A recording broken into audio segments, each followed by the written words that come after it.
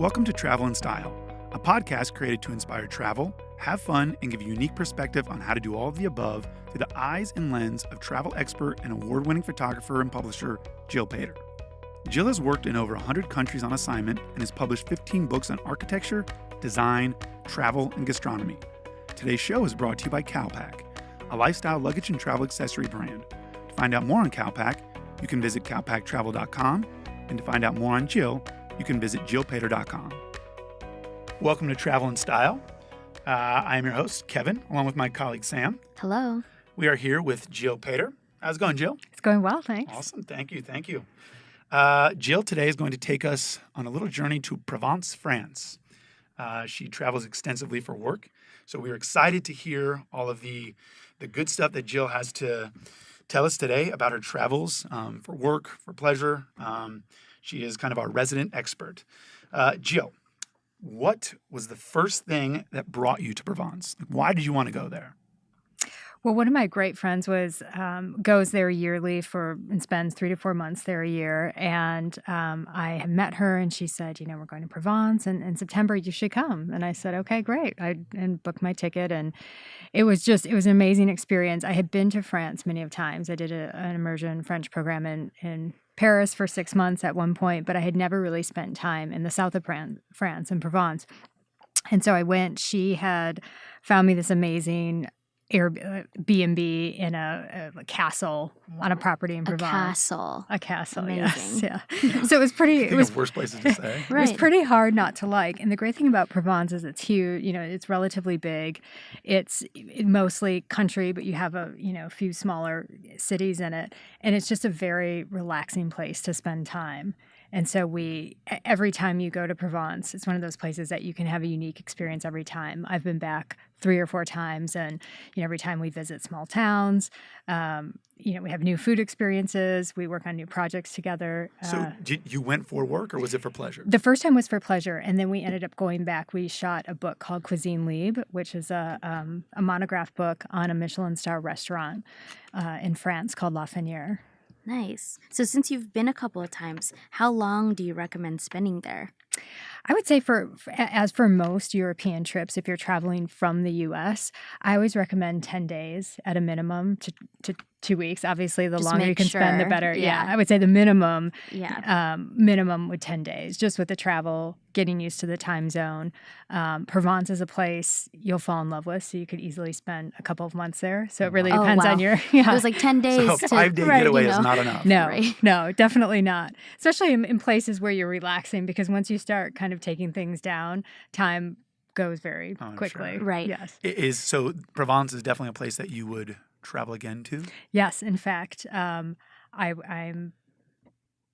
we'll be going there again in a couple of weeks. Oh, wow. Yeah. Wow. Well, there. I did not get the invite. Right, same. Yes. I absolutely did not. We're still waiting for those in our mailbox. Yes. So you're going at this time of the year. What other times of the year have you gone to Provence? I've typically gone at this time. This is my favorite time of year. So September, so kind of after the tourist season, September, October is my personal favorite time. So this is low budget travel season? I wouldn't say it's low budget. It's still an ideal time weather-wise. It's shoulder season, so things are a little bit... Shoulder season. Yeah. That's my time of season. Yeah. Things are a little bit less, and you don't have the mass tourism, especially, in some of these key places, things can be like triple the cost.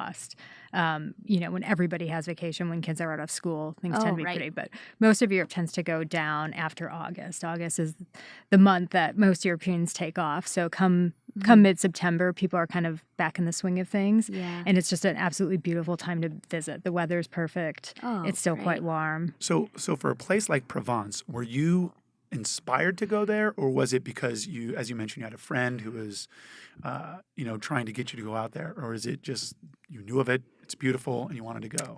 I had certainly known of it, and her interest in it, because it's a place that she had spent a lot of time. It definitely inspired me to go, and having friends there is key. Provence is a place where, you definitely want to rent a car. it's quite large. There isn't great transportation throughout the region. If you fly into the cities, if you fly into Marseille, or you're spending time in Aix-en-Provence proper, there's transportation around those areas and trains throughout the rest of the country. Is it an easy train ride from, say, Paris, to get to Provence? To get to Marseille, it is, and to get to Aix-en-Provence, it's a fairly easy train ride. It's just if you're traveling around the region to see some of the highlights, you definitely want a car. Yeah, I was going to say, I would assume most people probably seek out to go to Paris first and then, try to find their way to Provence. Yes. Definitely good to know. So when you were there, was it just, I hope it wasn't all work. No, never. Peppered some play in there. Never, Kevin. So what were you up to? Were you shooting? Were you, going on location? Like what all were you doing while there? The first time I went there, I used it as kind of a shoulder trip before I was teaching in London. So it was just a very easy flight. So I spent 10 days there and then flew up to London to teach. The second time, my friend and I, we'd put together a pitch for a book on the Michelin star restaurant that I had mentioned, La Fenière. And so when we went back, we shot for about a week at the restaurant, and then the rest of the time was playtime. Playtime is good time. Yeah, like speaking of like what you shot, like what was your favorite things to photograph there? Was it the people, the architecture, like the landscapes? Like what was your favorite thing? The landscapes are definitely gorgeous there. In this case, we were pretty food centric because we were at one of the top Michelin star restaurants in the world, which happens to be gluten free. Oh, wow. And so I can eat there. And so you hear that, everyone out there? It's gluten free. Gluten free. Yeah. So we ate our shot list, needless to say. Great. So that was really kind of the crux of the book. But there's also a lot of landscape architecture, kind of some of the restaurant interiors and exteriors in the book. I think for most of us in movies, we've seen, the Provence countryside so much. So that's what I'm thinking book. of. I think of this really romantic, very quaint countryside. I don't know why I only see it at golden hour for some reason. Because you've only seen it in movies. Yeah, that's probably why. Is it like that, Jill? Yeah, do you feel like you're in a movie? You kind of do, actually. It's like the movie A Good Year. I don't know if you remember that, but I think so. The Yes. vineyards, the sunset, the lavender fields. Why do I think you have a wicker basket or something with fruit, fresh fruit? Dressed in wicker. Exactly. Right. So I think the real question is, why are you back here? Why aren't you still there? Yes, Right. well. That's why she's going back. Right. She has to go back. So you mentioned that you were shooting for your book. Mm-hmm. So my question is, when you go there, do you know what you want to shoot for the book? Like, do you have a shot list? Are you capturing, a lot of imagery, a lot of content? And when you get back to the States, you're like, oh, I have all this great content. Here's the style of book I want to do. We knew in advance. We had a pretty good idea of what we want to shoot. And with all books, it kind of works like this. We put together a shot list, shoot as much as we possibly can around the subject. So for this book, we knew we were doing the bistro classics. We were doing the Michelin star portion of the restaurant, so the fine dining dishes. Sounds like an awful shoot already. It does, yeah. I hope you got to taste The some of landscape, food. the landscape, shooting a lot of the ingredients. Provence is known for, farm to table cuisine. And so a lot of those ingredients were key shots. And then just as well as the landscape, the architecture, the interiors and exteriors of the property were stunning as well. So we knew we wanted to include all of that. And in this case, we have to, typically with books, you have to work quite quickly when you're on location, especially if you're doing anything around restaurants, chefs, and the hospitality industry, because you can't overtake the place. You have to work around I'm sure things. it's dictated on their schedules and what they're doing. Absolutely. And in this case, we were worried. You're always worried with the book. Like, do you have enough content? When we got back, we had probably enough content for 3 books. Oh my gosh. So there was so much. The hardest part was happy. Just going. Yeah. Exactly. All those gluten-free desserts. They have a lot of energy. Right. So we actually had 2. So the hardest part of this particular book for me was just taking things out. We had to edit down to get to the right page count. But yeah, we have a pretty good idea for shot list. But books always take on a life of their own. So you kind of go in with the most planning that you can do. But when it comes to actually putting together the layout, it usually kind of takes on its own story through the imagery and through the content. So it's just being, having a big enough plan in place, but then also being adaptable enough to let the story come through in the medium that you have it. In this case, since it's very visual, it has to be able to tell the story visually. Yeah. And so editing to that. But, So when you're traveling and you're shooting, for a book with culinary kind of theme in mind, when you pick out your locations, do you think like there's better parts of the world that have better cuisine that would lend themselves better to being shot and captured, through the lens of your camera, or do you just kind of find the location and then hope that you can find, a Michelin-rated restaurant, or kind of how does that work? Well, certainly for the Michelin star restaurants, that is definitely a planned shoot. So that's reaching out in advance, setting things up. That usually takes, in this case, it took a couple of months to kind of set that up with the restaurant. If it was, say, a general book about food, I think there are definitely regions of the world that are more known for food. For sure. When it comes to actually photographing food, the food needs to be styled. Mm-hmm. So the higher end restaurants, presentation and plating is a big part of what they do. Right. So it lends itself to a book format. If you were doing, say, street food in Thailand, that would be another option. It would be a very different type of shoot, though. It would be a little more run and gun, and you'd have a food stylist on set, like getting things from the different stalls. Sam and Kevin, you both would be great candidates for this job. Getting things ready and putting it together. I was already convinced, like at the beginning. Yeah. So what was the best thing you ate? It might be hard, but what was the best thing? Can you really narrow it down? Right. It's pretty tough, but I have to say for me, the gluten-free pastry, French-style pastry, that's something that, here we have a lot of, gluten-free desserts and things, but there to have French-style pastry gluten-free is a very, very rare. Like, this is probably the only restaurant in the world that does it. it. Art in itself, finding a way to make pastry gluten-free. Right.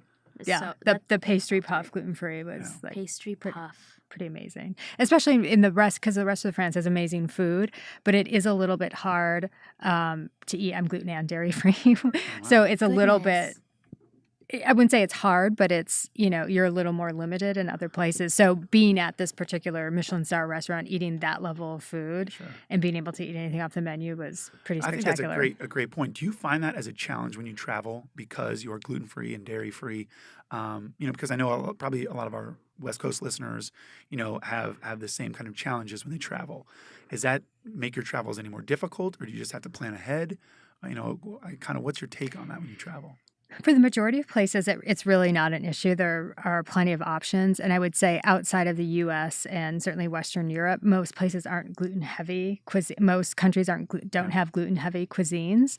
So for me, it's relatively easy. I do plan, like I bring, meal replacement bars and drinks and things, but it's usually not a big issue. And I think dietary restrictions, it's something that you see, that I've noticed traveling over the last couple of years, almost everywhere you go, especially high-end hospitality. They've become very adept at catering to all those things, because most people on some level have restrictions or preferences, and that's just a part of global travel. I mean, you can't, You change and you want to adapt, and you enjoy everything the destination has to offer, but there are some modifications that people need to make. Do you think social media plays a hand in that at all?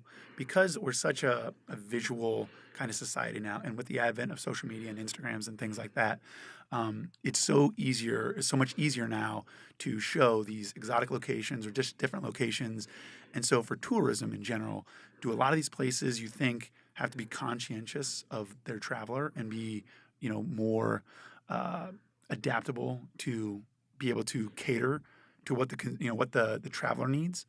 Absolutely. And I think part of offering great hospitality is being aware of what the consumer wants, and also helping kind of package local food in a way that, tourists and foreigners can enjoy it and understand what it is. And not intimidated by it. Right. Something recognizable, but still, you still feel like you are involving yourself in the culture of the country. Yeah. I think that's really important. That's why I was like, what is the best thing that you ate out there?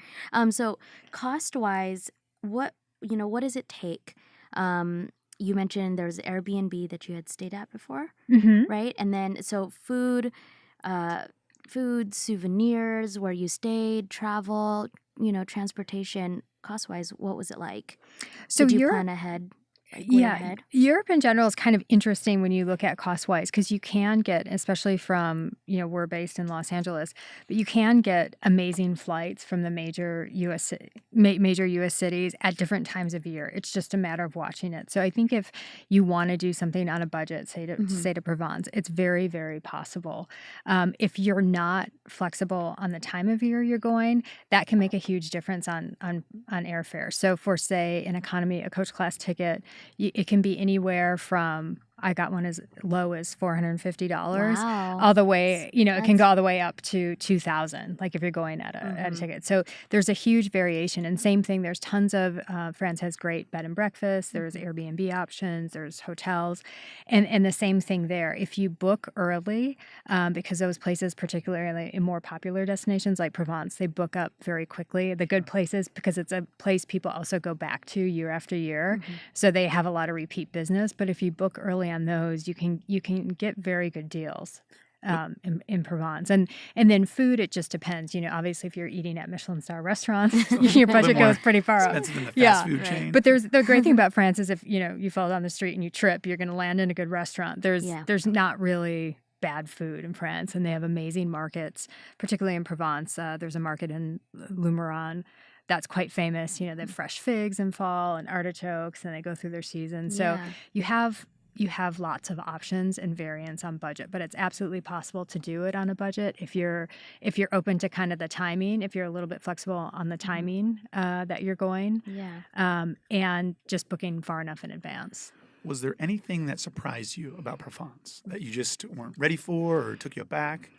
One of the things that actually surprised me about it is I'm, used to traveling in Europe. I've spent a lot of time there, and everything is so accessible by train and public transportation. So one of the things about Provence that did surprise me was that it's not as public transportation accessible when you're in the countryside. So within Marseille and within Aix-en-Provence, you can certainly get to other major cities in the country, but actually getting around the region, I was surprised at how driving dependent it is. There aren't really, I'm sure there are buses to kind of random places, but it's not a particularly easy place to get around if you're going to some of the smaller towns or from place to place. And taxis are, there's Uber in Marseille, but there's not, no taxi bird service. scooters. No bird scooters. Yeah, there isn't. You can get taxis, but it's somewhat of an effort and pretty costly to order taxis outside of the major cities.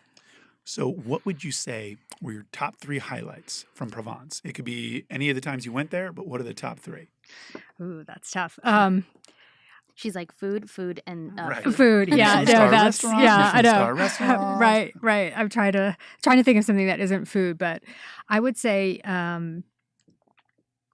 the food. It is really the food experience there, the food driving around in the countryside. So the Michelin star restaurant that we shot at La Fenière, the food was absolutely amazing. We also visited, Alain Decausse has a restaurant in Moustier called Le Pastis de Moustier, which is absolutely amazing. They have a helicopter pad, so you can, in theory, fly your helicopter and land there. And visiting that restaurant was useful to know. Good to know. It's pretty profound. Yeah. And I think just driving through the countryside, finding all the, there's all these little towns. There's so much history in that region, and there's just a level of depth and kind of navigating your way around the country roads and region and coming across new sites and new things it's really fun. It sounds exciting. Right. Yeah. So now that I have this vision of like the golden hour wicker basket situation, what would you say are your packing tips going to Provence, France during this time of the year? So during this time of the year, so in September, it's still usually pretty warm. A good thing to do is a weather check because it is a time of year where things can kind of change. They go from still quite warm, like high 80s, down to like the 70s and cooling down during the day. So definitely, I definitely recommend packing in layers. So having like light wool, kind of cover up sweater, nice outerwear, light jackets, just so you can kind of take it up and down a notch depending on the weather. The last couple of times I've been there, it was quite hot. So also being prepared for the warmer weather too. And I think layers are just an easy way to pack to kind of get around having to pack for 2 totally separate seasons. Yeah, no, it's extremely useful information, I think, to know. Right. So, speaking of, let's get into Jill's packing hack of the day. Let's hear it, Jill. We want to know. Yeah, because you travel so often, you got to have some hacks, right? Right. So I think, throughout this podcast series, we would love to know some of those little tidbits that you might know of or have little tricks that some people might not know. So for Provence, as it relates to, were there any hacks that you used or things that you can provide the listener? Yes. So my packing hack of the day is actually regarding shoes. And this is for packing carry-on only. And I know this is tough, especially for, well, I shouldn't say just the ladies out there, but because I know a lot of men that have I have a lot of shoes. shoes. Yes, yeah, the ones sitting across from me. Sneakerhead. But I really try to limit shoes to 2 pairs. Okay, so I can't go. I can't go. No, you can't. Sorry. Nope. You don't have to, but I find that, and first of all, both have to be somewhat walking. They have to both be walkable. Particularly in Provence, if you're, on cobblestone streets, you don't want to be in, your Louboutins. They will get ripped up in 2 minutes. So having two pairs of shoes that are both, you can walk in, one a little bit dressier for evenings out, and then one just great pair of, day walking shoes, something that you're comfortable spending the whole day in. But I think shoes tend to take up the most amount of space, and I think it's usually wasted space. Oftentimes when I've traveled, with 4 or 5 shoes, you don't end up wearing, usually more than 2. You kind of get used to the ones you have. So I think eliminating that, making that decision before you leave will help save space and save weight in your luggage. Awesome. Definitely useful tips. Good to know. Well, thank you, Jill. Thank you. So exciting. Thank you, everyone, for listening. That's all the time we have today. Please join us next time in 2 weeks. You can learn more about Jill Pater on jillpater.com, and to read more about each destination, please visit Calpac's blog, destinationcalpac.com, for Jill's tips and amazing photography. Find more about our podcast, Travel in Style, on iTunes, YouTube, and SoundCloud. If you enjoyed this show, please subscribe, rate, and send us a nice review. Happy travels!